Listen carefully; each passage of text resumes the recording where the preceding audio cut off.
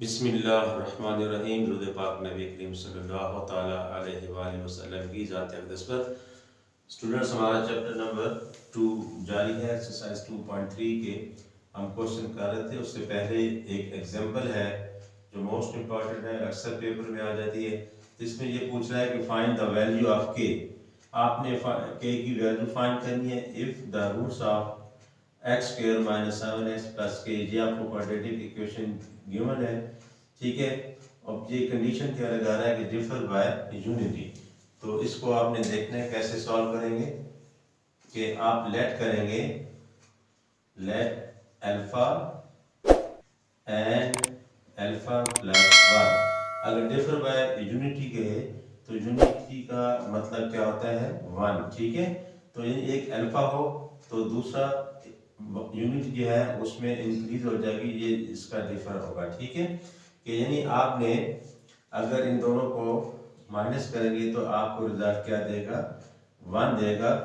कैसे अल्फा, इसको आप अगर हम माइनस करते हैं अल्फा और फिर माइनस अल्फा प्लस 1, ठीक है। तो alpha minus alpha plus minus तो आपस में कट गया, तो डिफर बाय यानी 1 का डिफरेंस इसमें आएगा। तो यूनिटी कहेगा तो आपने एक को आपने अगर अल्फा लेट किया है तो दूसरा अल्फा प्लस 1 होगा।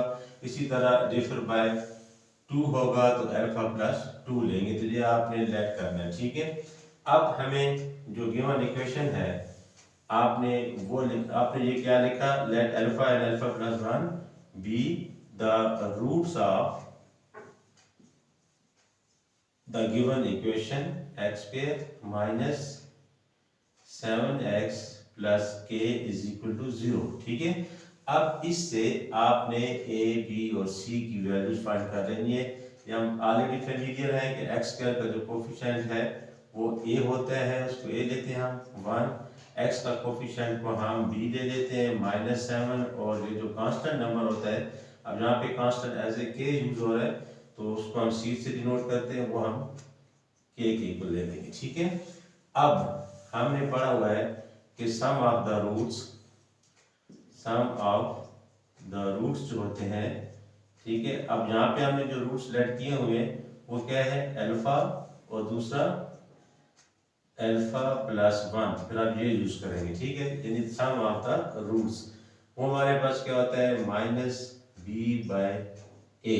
इसको थोड़ा आप सॉल्व करेंगे, alpha plus 1 is equal to minus b की वैल्यू हमारे पास -7 है और ए जो है हमारे पास 1 आ गया।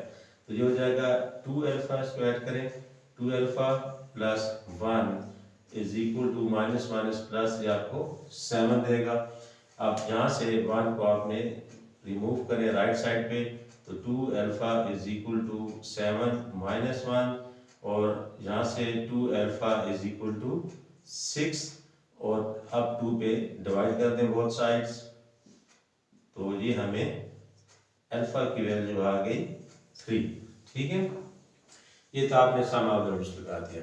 इसी तरह अब हम लिखेंगे प्रोडक्ट ऑफ रूट्स, ठीक है। प्रोडक्ट ऑफ जो रूट्स होते हैं, अब वो क्या लेंगे अल्फा इनटू अल्फा प्लस 1, जो हमने लेट किए हुए दो रूट्स का प्रोडक्ट, वो इज इक्वल टू क्या होता है c बाय a।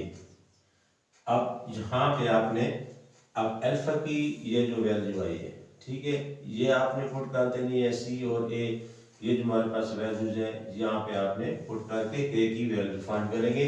अब अल्फा की वैल्यू यहाँ पे क्या पुट करेंगे 3, या फिर अल्फा आ गया 3 plus 1 is equal to c जो है वो हमारे पास k है इज इक्वल टू a हमारे पास 1।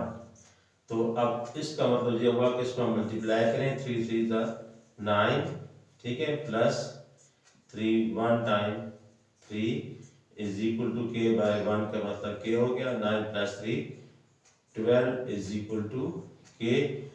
दिस सिंपलाइज जो हमारा रिजल्ट है वो k इज इक्वल टू 12, ठीक है। तो इस तरह इस क्वेश्चन को आपने हैंडल करना है। तो स्टूडेंट्स, उम्मीद है आपको समझ आ गई होगी। इंशाल्लाह कल एक नई वीडियो के साथ मैं हाजिर हूँगा। अपना बहुत ज़्यादा ख्याल रखिएगा। अल्लाह हाफिज़।